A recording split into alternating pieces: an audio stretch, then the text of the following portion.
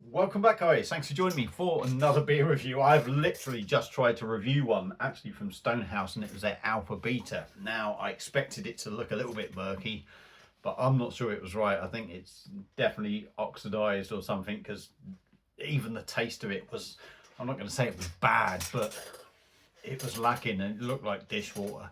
And I've had a few like that before, but it seemed to be lacking flavour. So I've knocked that one on the head. I think that is coming to an end anyway in Stonehouse, but much nicer on tap, nice and bright. This was very, very dull and very kind of muted on flavours. Really was. So I knocked that one on the head. So, so that one's gone out the window. Maybe I will try reviewing it again at some point, but using a different bottle. Obviously, has to be a different bottle because I'm not going to keep the same one. So, right, we are back with another one, and we are off to a brewery that is kind of local to me, or certainly from my neck of the woods. It's Polly's Brew Co, who are out of Mould, just past Wrexham.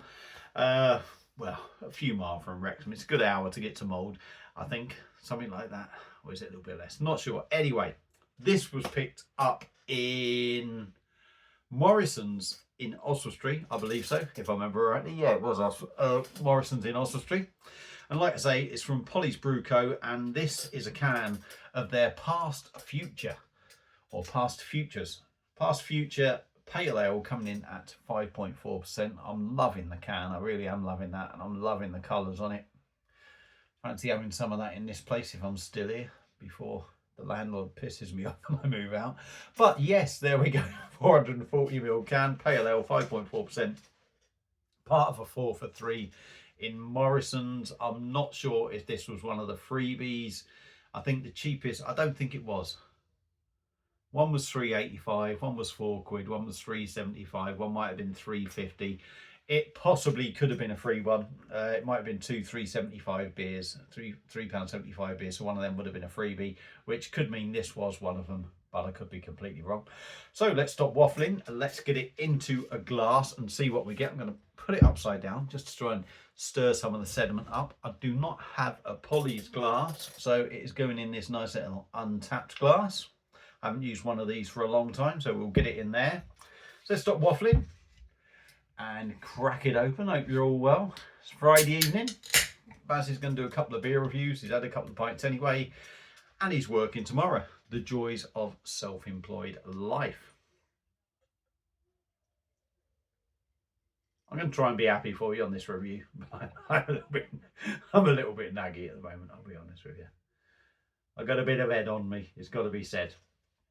There is some left in the can, but that is looking very decent, nice and bright. See, and that is not what you get from a Stonehouse bloody beer when it's in a bottle these days. I mean, that is, you know, yeah, it has that sort of darkness to it, but it looks nice and heavy. It's nice and bright. It's got a lovely white head. I think there's a few bubbles going up. You can't see nothing through it. It looks like a decent beer. So let's stop waffling. Give it a swirl, see what we get on the nose. I haven't read anything on the back because basically, look at that. I can't see anything that's big letters, let alone that. So let's have a sniffers. Oh, that's nice. Ooh. Wondering if there's, I can't see what hops are in it, but there seems to, oh yeah, Citra Mosaic Idaho 7 Talus. I feel like there's a soft coconut note in there. Now, I'm not sure, I'm certain Talus is coconut. There's a lovely soft sort of nose on it. Hoppy. The coconut is probably the biggest thing that I'm picking up. But it just smells really nice and fresh. Warming. Wouldn't say there's any massive sort of fruit notes that I'm particularly picking up, but it's just got a lovely aroma. So I'm going to stop talking. And we shall dive in on Polly's. Let me just pause the camera for a second. There we go, we are back. There was something annoying me. I won't go into detail, but there was something annoying me. So let's dive in on Polly's Past Future Pale Ale, coming in at 5.4%. Looks a decent drop. Cheers.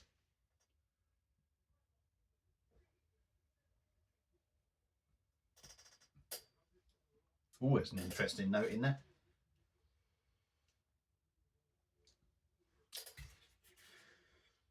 Citra Mosaic Idaho 7 Talus. I'm not sure, maybe there's an interesting note from the Talus. It's not hop that's massively used, not like Simcoe Mosaic Citra Idaho 7. The Talus seems to be quite a low-key kind of hop that gets used, and it's definitely got something different in this beer, and maybe it is from that. But let's crack on.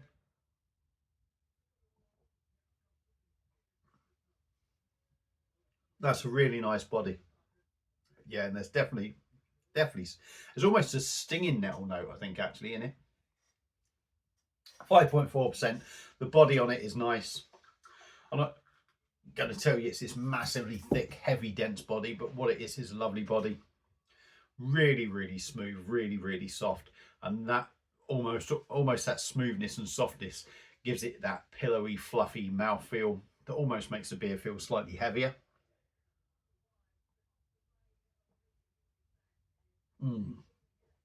That is bloody good. That is really nice. Minimal to almost no carbonation in there. Like I said, smooth, soft, a beautiful mouthfeel. Really caresses the palate as you drink it, nice and soft.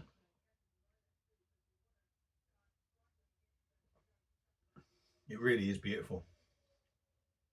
Hoppy.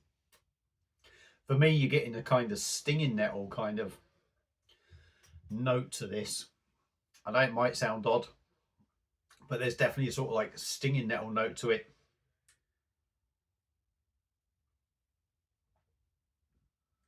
A little bit citrus. The stinging nettle feel is there at the same time, but it sort of starts overtaking everything else. It's really nice. It's hard to describe this one, but what it is just a really nice beer.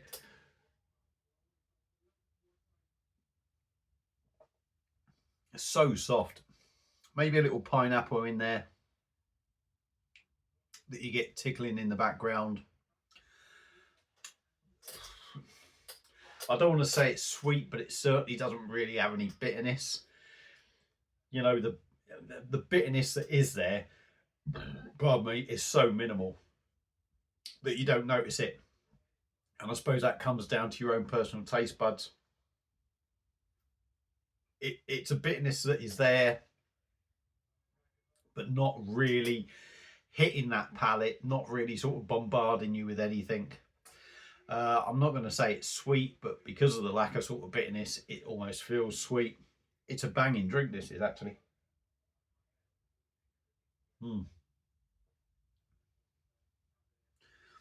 Got a dryness to it.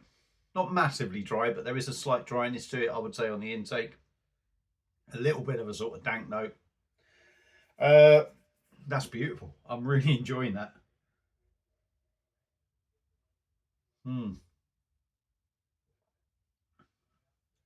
Now, I said coconut. Oh, is that maybe coming through now on the palate? I said coconut on the nose. There was sort of like that coconut thing going on, or it felt like it. And I wouldn't say I really picked it up until maybe there. If there is this coconut thing going on in there, I've only really sort of started to pick it up now, I would say, in the taste. But it's not massively there. I think you just get that coconut feel to it. 5.4%.